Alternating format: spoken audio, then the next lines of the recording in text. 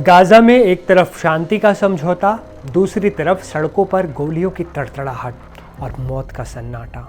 एक तरफ इजराइल से डील तो दूसरी तरफ अपनों का सरेआम कत्ल। ये तस्वीरें गाजा की हैं, लेकिन इन तस्वीरों के पीछे की कहानी उससे भी ज़्यादा भयावह है। नमस्ते, मैं हूं असीम और आज हम बात कर रहे हैं गाजा में हुए उस शांति समझौते की जिसकी स्याही अभी सूखी भी नहीं थी कि हमास ने अपने ही फिलिस्तीनी भाइयों को दिन दहाड़े गोलियों से भून डाला। तो सवाल ये है कि जब गाजा में शांति की बात हो रही है, कैदियों की अदला बदली पर सहमति बन गई है, तो फिर हमास को अपनों के ही खून से हाथ रंगने की ज़रूरत आखिर क्यों पड़ी? क्या यह हमास का डर है या फिर सत्ता पर अपनी पकड़ बनाए रखने की कोई खौफनाक चाल? चलिए इस पूरे खेल को परत दर परत समझते हैं। सबसे पहले ये समझिए कि हुआ क्या है। हाल ही में अमेरिकी राष्ट्रपति डोनाल्ड ट्रंप की मध्यस्थता से गाजा में इजराइल और हमास के बीच एक ऐतिहासिक शांति समझौता हुआ। मकसद था 2 साल से चल रहे संघर्ष को खत्म करना। इस डील में कैदियों और बंधकों की अदला बदली पर भी सहमति बनी थी। सब कुछ ठीक लग रहा था। दुनिया ने राहत की सांस ली थी। मुस्लिम वर्ल्ड भी अपनी अपनी जगह खुश था। लेकिन तभी गाजा से कुछ ऐसे वीडियो सामने आए जिसने पूरी दुनिया को हिला कर रख दिया।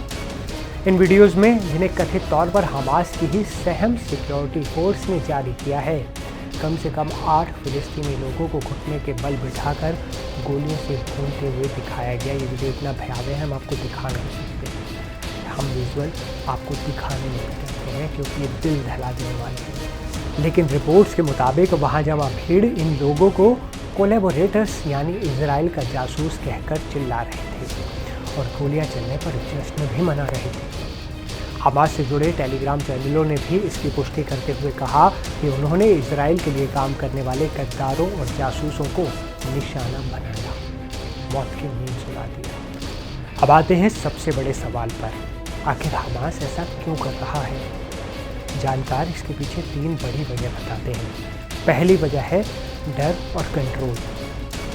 जब भी कोई चरमपंथी संगठन शांति समझौते की मेज पर आता है तो उसके कैडर और आम लोगों में ये संदेश जाने का खतरा होता है कि संगठन कमजोर पड़ रहा है।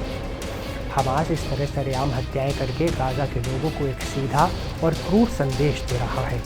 शांति समझौता अपनी जगह है, लेकिन गाजा में कंट्रोल आज भी हमारा है।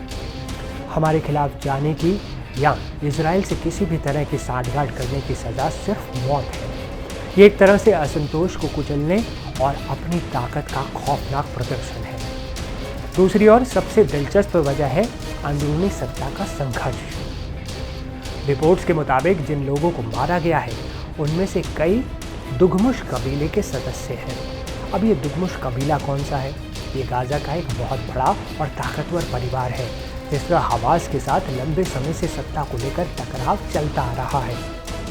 ऐसी भी रिपोर्ट्स हैं कि इजरायली खुफिया एजेंसियों ने हमास के खिलाफ जानकारी इकट्ठा करने के लिए शायद इसी दुगमुश कबीले को सेंध लगाई थी, इसे सेंधा था। तो हो सकता है कि हमास इजरायली जासूस के नाम पर असल में अपने सबसे बड़े लोकल दुश्मन को जड़ से खत्म कर रहा है, यानी एक तीर से 2 निशाने चलाने की वो कोशिश में लगा है। इजराइल को संदेश और अपने घरेलू दुश्मन का सफाया। और तीसरी वजह, सौदेबाजी में धोखाधड़ी। शांति समझौते के तहत कैदियों की अदला बदली होनी थी, लेकिन बंधकों के परिवारों ने हमास पर समझौते को तोड़ने का आरोप लगाया। उनका कहना है कि हमास ने सिर्फ 4 शब्द बताए हैं, जो कि डील का खुला उल्लंघन है।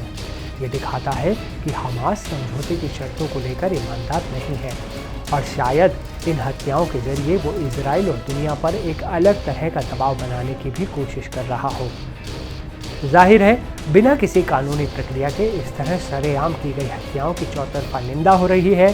गाजा में मौजूद Al Mezan centre for human rights और फिलिस्तीनी independent commission for human rights जैसी संस्थाओं ने इसे एक्स्ट्रा जुडिशियल किलिंग यानी गैर न्यायिक हत्या करार दिया।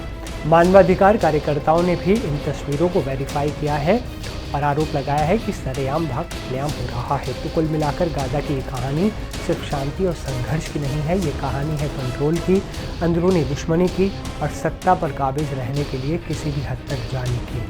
शांति का समझौता तो हो गया, लेकिन गाजा की सड़कों पर शांति अभी दूर है।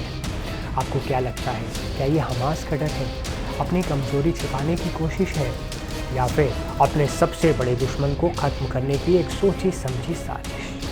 नीचे कमेंट सेक्शन में अपनी राय हमें ज़रूर बताएं। इस वीडियो में फ़िलहाल इतना ही, लेकिन अगर आपको ये एक्सप्लेनर वीडियो पसंद आया तो इसे लाइक और शेयर करना मत भूलिएगा। और जियोपॉलिटिक्स की ऐसी ही गहरी कहानियों के लिए एनडीटीवी इंडिया को सब्सक्राइब करके बेल आइकन ज़रूर दबाएं, ताकि कोई भी लेटेस्ट वीडियो आपसे मिस ना हो। मिलते हैं अगले वीडियो में, तब तक के लिए नमस्कार दोस्तों।